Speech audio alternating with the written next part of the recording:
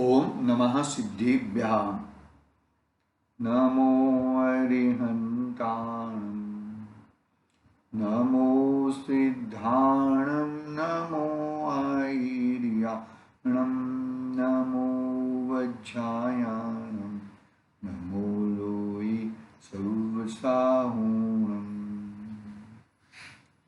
मंगलम भगवान वीरो मंगलम गौतमो गणी मंगलम कुंदे कुंदार्यो जैन धर्मोस्तु मंगलम सर्वमंगल्यं मंगल्यं सर्वकल्याणकारकं प्रधानं सर्वधर्माणां जैनं जयतु शासनं जैनं जयतु शासनम् हीनात्मबोधयतात्मेव परत्वेनैव चापरम् अक्षयनन्तबोधाय नमस्तु परमात्मने नमस्तु परमात्मने चेतिले चेतन चेत्या विना केम चालसे।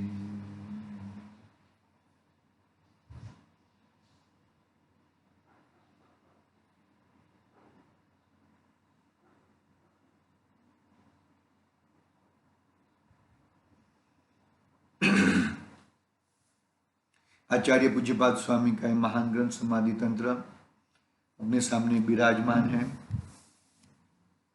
48 नंबर का श्लोक हम आज प्रारंभ करेंगे। 47 नंबर के श्लोक में ग्रहण त्याग का बात आया। बहुत ही सुंदर बात समझ में आई। ग्रहण किसे कहते हैं, त्याग किसे कहते हैं। आत्मा में तो न कोई ग्रहण होता है न त्याग होता है। एक द्रव्य दूसरे द्रव्य का ग्रहण नहीं करता। एक द्रव्य की पर्याय दूसरे द्रव्य की पर्याय में जाती नहीं है। अत्यंताभाव और अन्योन्याभाव सुंदर रीते समझ में आया। ग्रहण नहीं करता तो त्याग कैसे करेगा, क्योंकि त्याग तो ग्रहण पूर्वक ही होता है। वो बात पूरी समझ में आई। फिर अभी आगे आचार्य देव कि अंतर में त्याग ग्रहण करने वाला अंतरात्मा किस प्रकार, अंतर में क्या कहते हैं, अंतर में त्याग ग्रहण करने वाला अंतरात्मा किस प्रकार करे, ऐसा प्रश्न खड़ा किया। क्या प्रश्न खड़ा किया? अंतर में यानी कि अंतर में, अपने मन में, अपने मन कहो, अपने आत्मा में कहो, तो अंतर में त्याग ग्रहण करने वाला अंतरात्मा किस प्रकार करे, किस प्रकार से अंतरात्मा मन वचन काया से रहित होता है, ऐसा प्रश्न खड़ा किया है।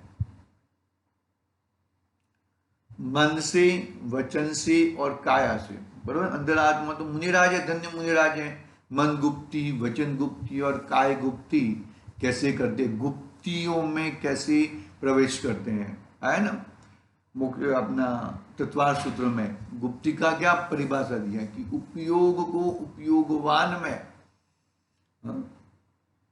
उपयोग को उपयोगवान में ठहरना, रुकना, वो गुप्ती है।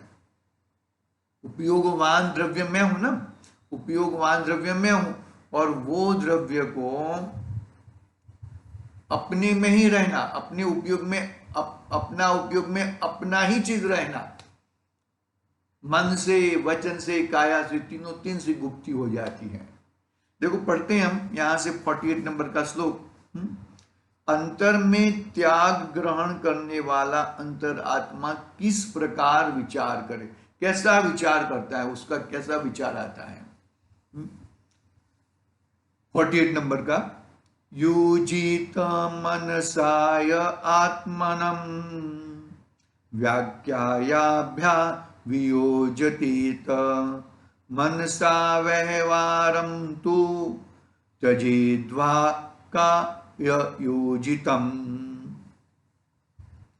जोड़े मन संग आत्मा, वचन काय से मोह, वचन काय व्यवहार में, जोड़े न मन हो मुक्त। क्या कहते हैं यहां पर कि अपने आत्मा को मन से, वचन से और काय से परद्रव्य के साथ जोड़ता नहीं है। वो मन में भी उसके संबंधी विकल्प नहीं आता, काय और वचन में भी उस संबंधी विकल्प आते नहीं है। देखो क्या कहते हैं यहां पर, भावार्थ पढ़ रहा हूं मैं, सॉरी अन्वयार्थ पढ़ रहा हूं उसका।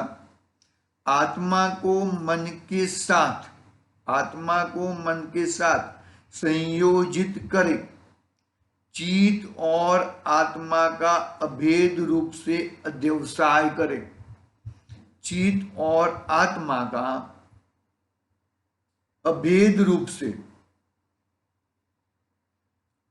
चित्त और आत्मा का अभेद रूप से अध्यवसाय करे, अभ्यास नहीं, अभेद रूप से, दोनों में भेद है, दोनों में भेद है। चित्त और आत्मा जुदा जुदा है। चित्त कहो, मन कहो, एक ही बात है। क्या कहा, देखो दोनों एक नहीं है, अभेद रूप से अध्यवसाय, ऐसा कहा। देखो हमने क्या मान लिया, आत्मा और मन को एक मान लिया, चित्त को एक मान लिया, वो गड़बड़ है। आत्मा और चित्त, मन यानी कि संज्ञी पंचेंद्रिय बना, तो यदि संज्ञी पंचेंद्रिय पने को ही हम जीव मानेंगे तो असंज्ञी पंचेंद्रिय यानी कि एकेंद्रिय से लेके असंज्ञी पंचेंद्रिय जीव को जीव नहीं मानेंगे, गड़बड़ हो जाएगी बहुत बड़ी, और बहुत बड़ी संख्या है, बहुत बड़ी संज्ञी पंचेंद्रिय पने का संख्या तो बहुत कम है। कम है यानी कि वो भी कोई मतलब नरक गति के जीव, देवगति के जीव भी संज्ञी पंचेंद्रिय ही है, और मनुष्य गति के जीव, और तिर्यंच में संज्ञी पंचेंद्रिय बना जो 5 इंद्रिय और मन के सहित है, गाय भैंस बड़द कुत्ते बिल्ली इत्यादि। तो क्या कहते हैं यहां पर, बहुत समझने जैसी बात है। आत्मा को मन के साथ संयोजित करे, चित्त और आत्मा का अभेद रूप से अध्यवसाय करे, तो भेद है ऐसा। फिर आगे, मन और वचन, वचन और काया से, मन की बात होगी ना, मन और आत्मा का अभेदपना न पकड़े। आत्मा दर्शन ज्ञान चारित्र में ही है, और मन तो एक द्रव्य मन है, और भाव मन में राग द्वेष आदि विकारी भाव है। पकड़ना बात को जरा अच्छी तरह से, भाव मन में तो राग द्वेष आदि विकारी भाव है, और द्रव्य मन तो यहां पर है ना, अष्ट कमड़ियों कमल जैसा खिला हुआ कमल के समान। द्रव्य मन भी पकड़ नहीं सकते, ऑपरेशन करें और द्रव्य मन निकाले, ऐसा नहीं होता है। वो तो द्रव्य मन इस तरह से पड़ा है, द्रव्य मन बरोबर है, और भाव मन राग द्वेष आदि विकारी भाव, राग द्वेष विकारी भाव और आत्मा एक कह देंगे तो गड़बड़ हो जाएगी, एक बात। फिर आगे, वचन और काय से अलग करे, उन्हें आत्मा न समझे। वचन मैं जो बोल रहा हूं, वचन तो असमान जाति पुद्गल पर्याय की आवाज है, शब्द है, और काय तो शरीर ही है।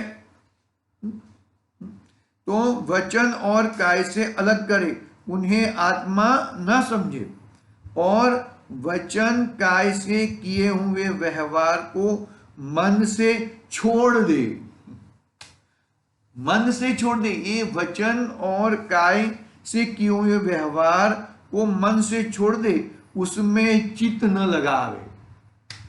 मन को भी छोड़ना है, और मन में आए हुए वचन और काय संबंधी जो विकल्प है उसे भी छोड़ना है।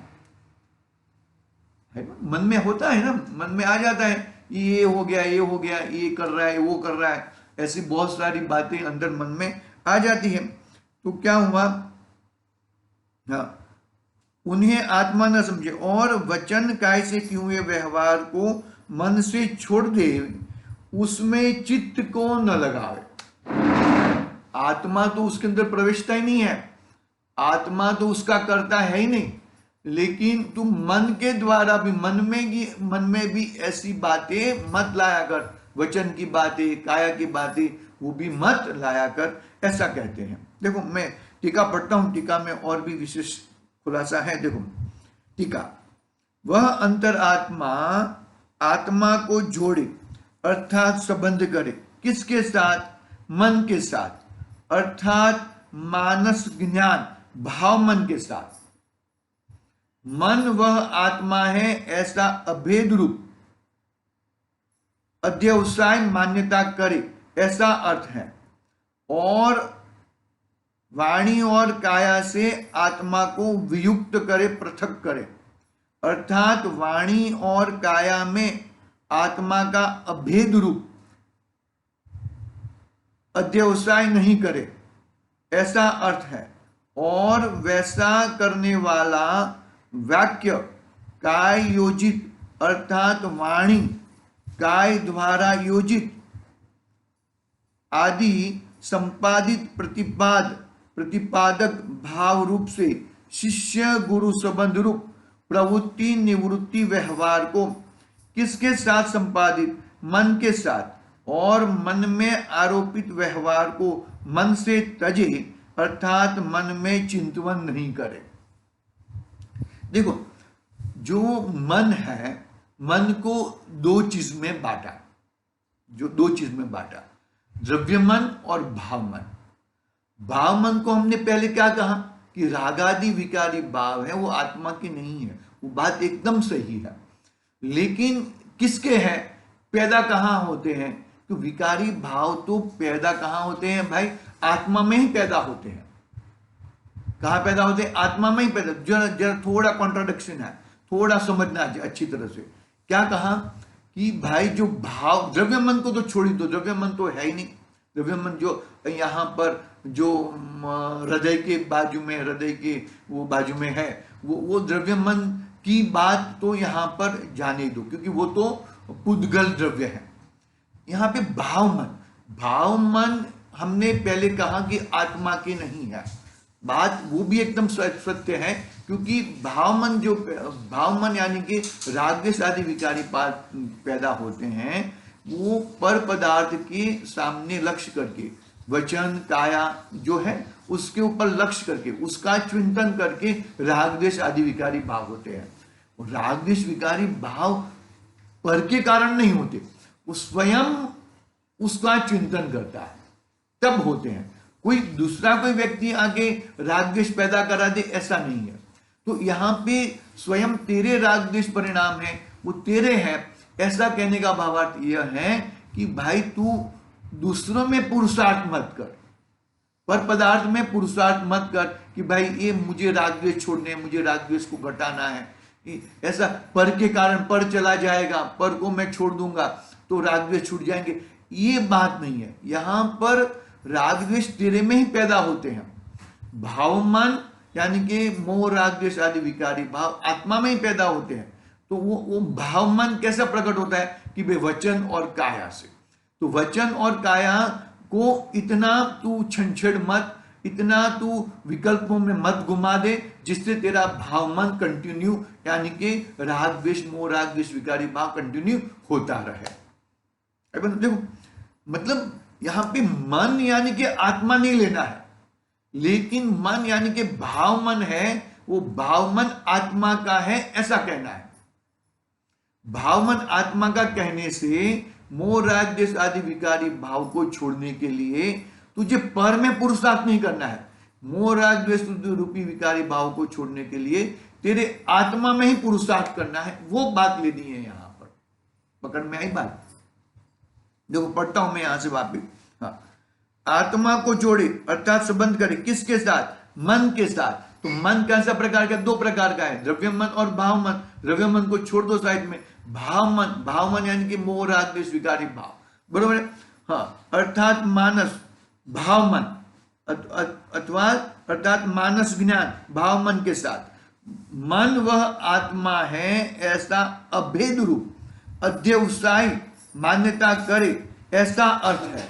इसका मतलब ये हुआ कि भाई राग द्वेष आदि विकारी भाव है वो छोड़ने के लिए तू बाहर में पुरुषार्थ करने का छोड़ और अपने अंदर में पुरुषार्थ कर, तो राग द्वेष भाव तेरे छूट जाएंगे।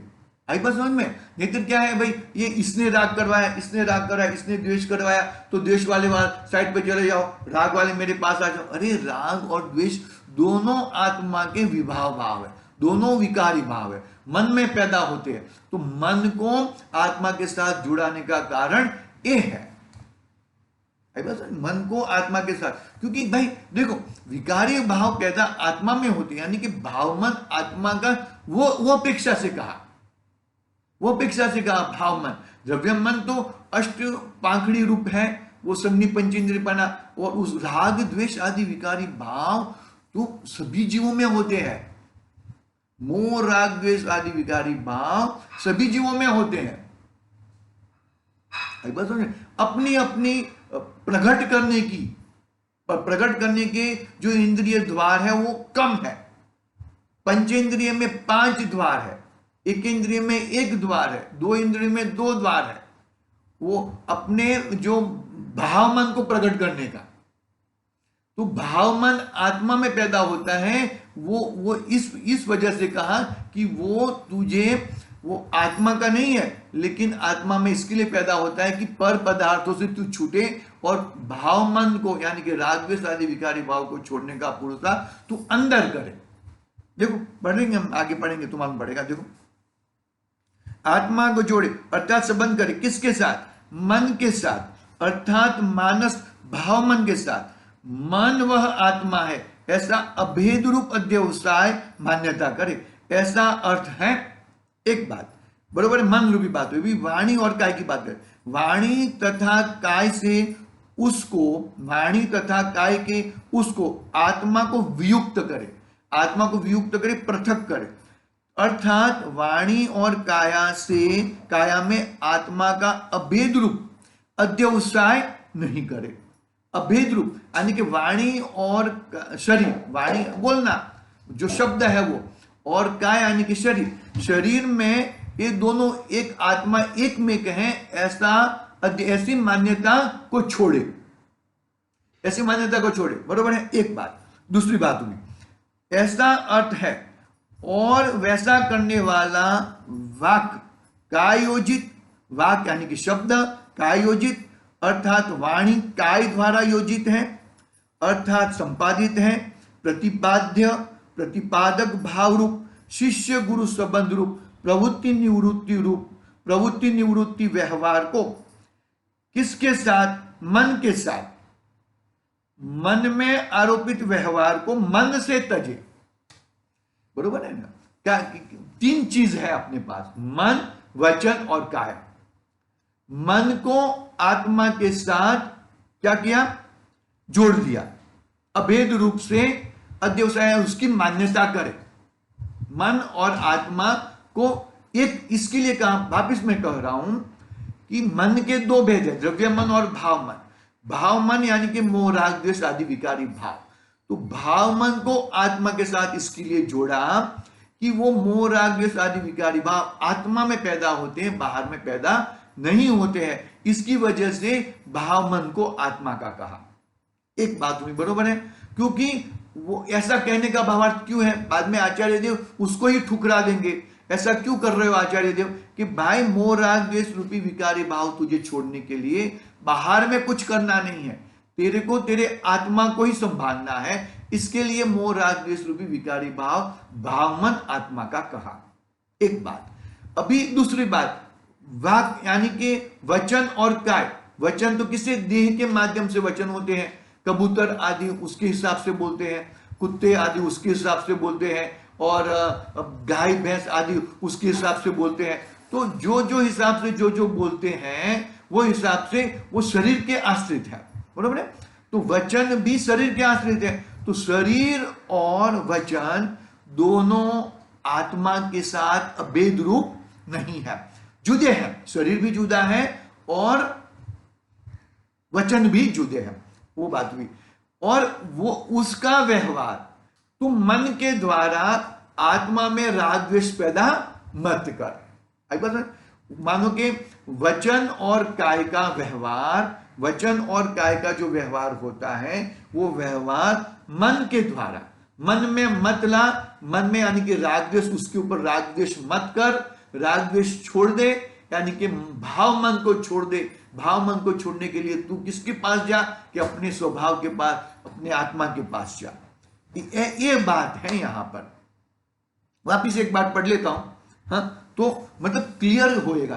क्लियर यहां पे हमने पहले क्या बताया कि मन आत्मा का नहीं है, वो 100% बात सत्य है, झूठ बात नहीं है। लेकिन यहां पे मन यानी कि भाव मन यानी कि द्रव्य मन, भाव मन और द्रव्य मन। द्रव्य मन तो अष्ट पाखड़ी रूप है, अपने यहाँ पर हृदय के बाजू में विराजमान बैठा हुआ है, उसको छोड़ दो, वो तो पुद्गल रूप है, वो तो पुद्गल का पिंड है, परपोटा है, समझ लो।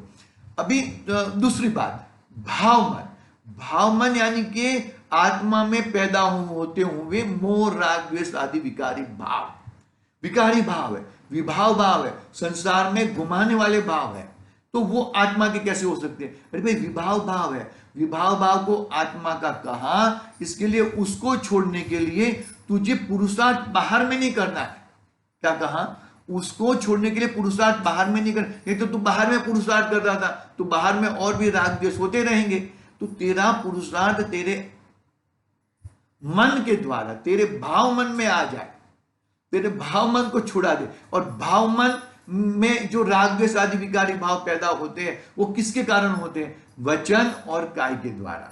तो वचन और काय का व्यापार छूट जाएगा, वो मेरा नहीं है ऐसा मानेगा, तो राग द्वेष नहीं होंगे, राग द्वेष नहीं होंगे तो भाव मन भी छूट जाएगा और आत्मा अंतरात्मा बन जाएगा।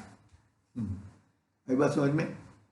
भाव मन को आत्मा का मानना, बस ये अपेक्षा से ही कि मोह राग द्वेष रूपी विकारी भाव मेरे आत्मा में ही पैदा होते हैं, उसके लिए ही भाव मन को आत्मा का कहा, बाकी कोई मतलब नहीं है। भाव मन भी छूट जाएगा।